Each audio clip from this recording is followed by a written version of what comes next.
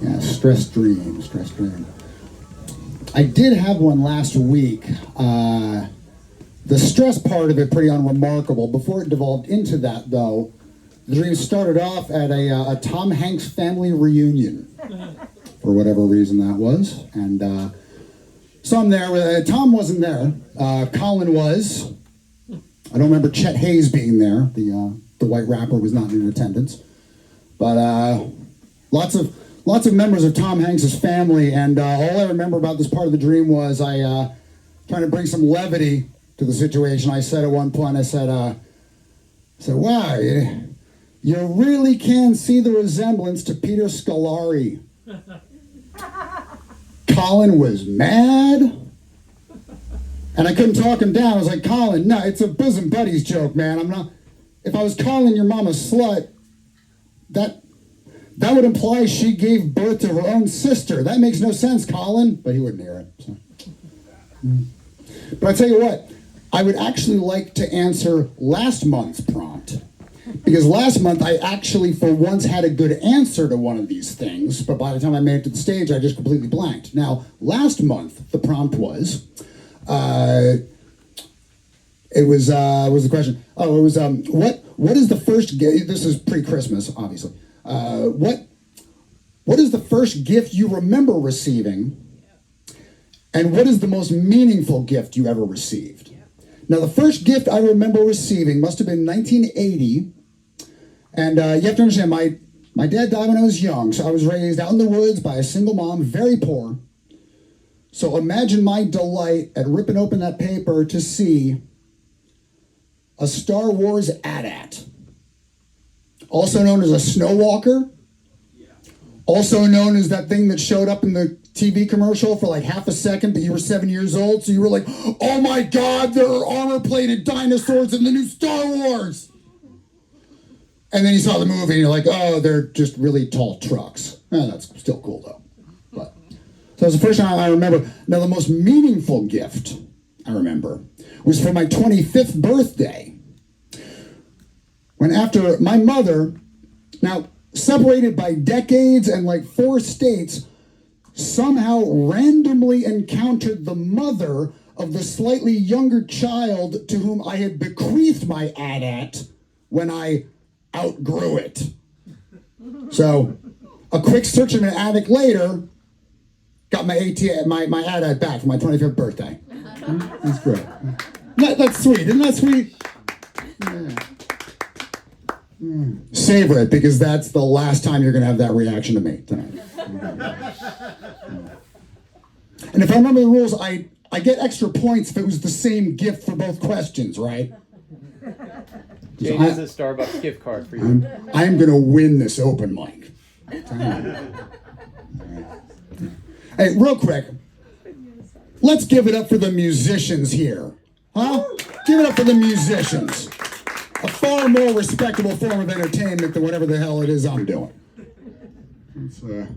Because look, let's be honest. What is a stand-up comedian? A stand-up comedian is someone who says, I want validation, but I don't want to learn how to do anything. And there's not a lot of pursuits that don't involve, you know.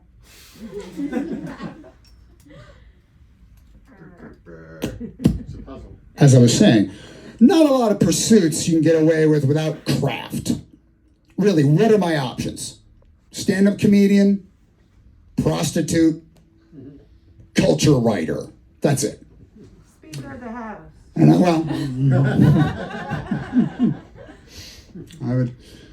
I would like to think I will never be so desperate as to lower myself to writing TV recaps.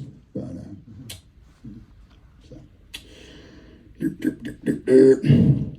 all right, well,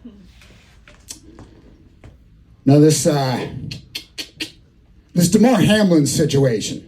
Okay, he's the football player whose heart stopped out on the field. Okay, now just like when the rampant CET in the NFL comes into the news, Artsy liberals, you know what time it is. That's right, it's time to front like we don't watch football for moral reasons.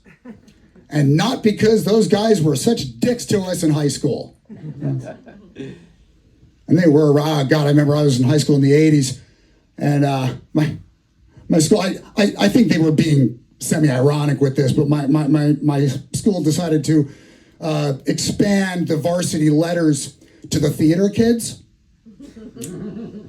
Oh, the jocks were so mad. I mean, we weren't putting them on jackets or anything. Like, at most, they'd be safety pinned to our backpacks, but still, the jocks could not. Oh, they couldn't stand that.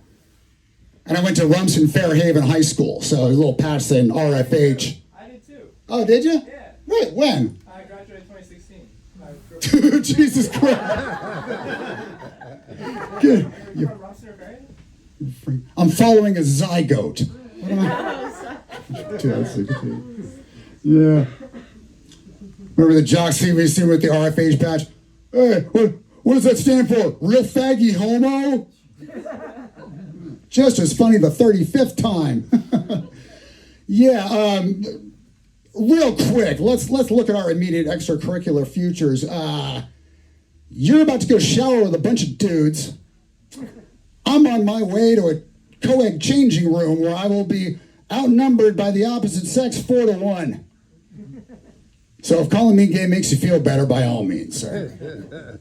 Enjoy your towel snapping while I'm surrounded by bras. Anyway, but back to Hamlin. Now, they say he's on the mend. His prognosis is pretty good. And it's all because he's fighting for it. This is a guy who wants to get better, and he's willing to claw his way back. He's putting all his energy into his rehabilitation. I would not do that.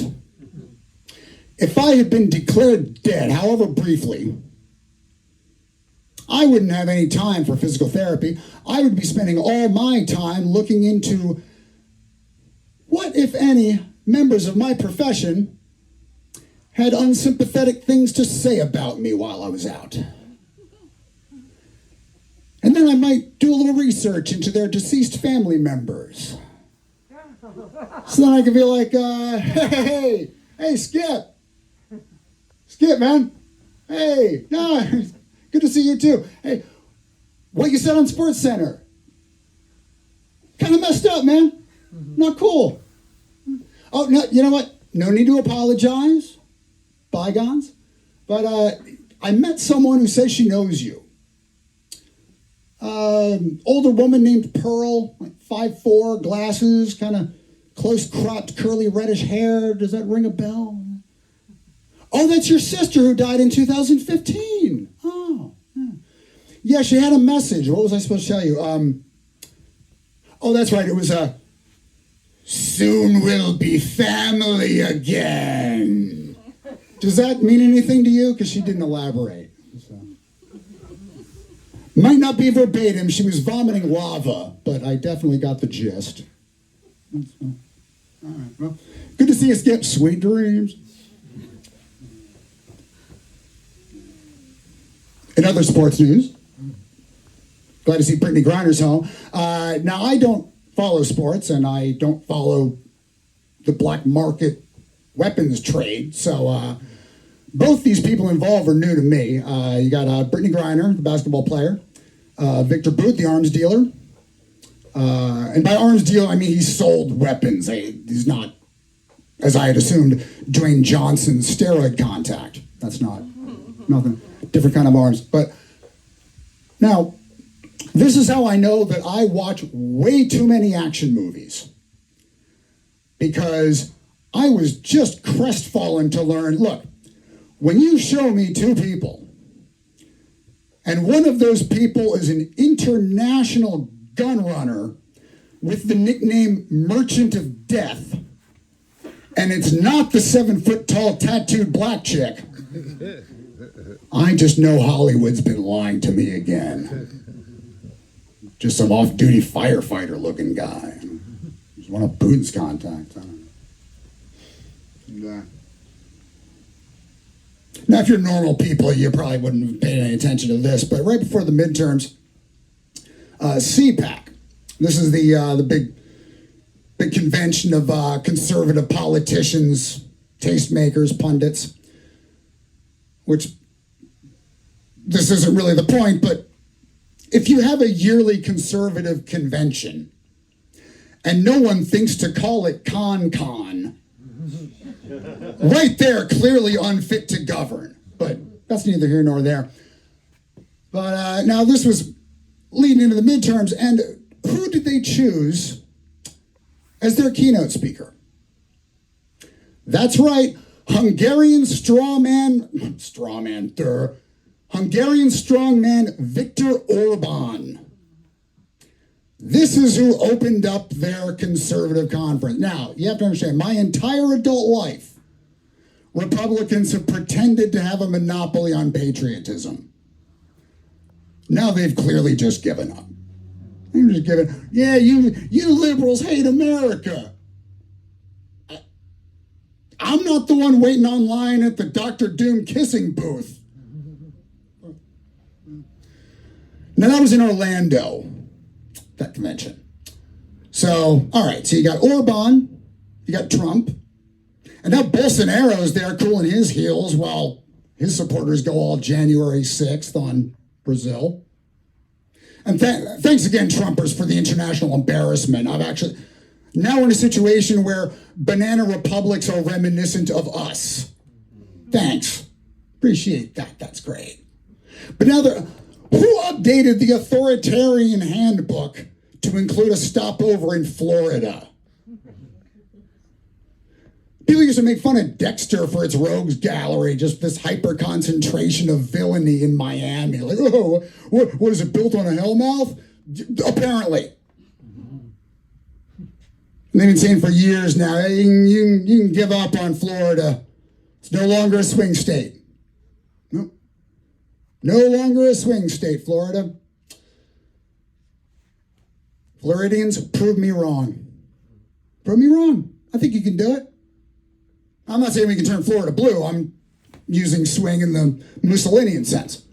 You got lampposts and a rope, come on. See, this is what I was saying about keeping it fresh for you guys, Paul. See, now I'm doing jokes about hanging other people, unlike last. Nice. I like to keep it new. Hey, did you guys see Zelensky's speech before Congress? Let me see that. Inspiring, right? Yeah. It was even more inspiring if you saw it like I did. Watching over a friend's house over dinner. Friends who were supposed to come see me tonight, but one of them took a fall, ended up in the hospital.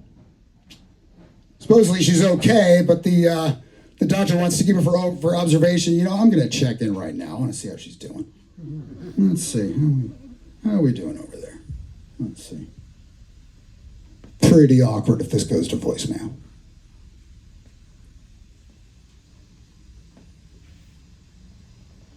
Pretty awkward.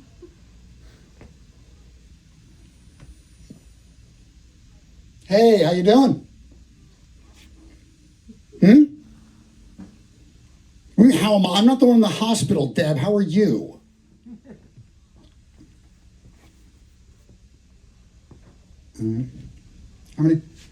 How many fingers am I holding up, Deb? How many fingers am I holding up? Not even close. Oh, it's bad, God. All right, listen, Deb, I just wanted to let you know, just for next month, you can just tell me you don't feel like going out. You don't have to crack your friggin' skull. All right, I'll see you later. Bye. Deb, ladies and gentlemen. But I was watching the Zelensky speech over at her house over dinner, and they've got a very large orange tabby named Sid who likes to take one of the chairs at dinner and just eye your food the whole time, which was right in front of the TV. There he is, just blotting out the screen. And this is a cat I take care of when they go on vacation. And now, I will never again be able to interact with this animal without imagining him speaking in Zelensky's voice. Thank Thank you for the pound treats. Were they enough? Honestly, not really. But I want you to think of scratching my head not as charity, but as an investment. An investment in me not scratching your head. All right. Thanks so much, guys. Have a good night.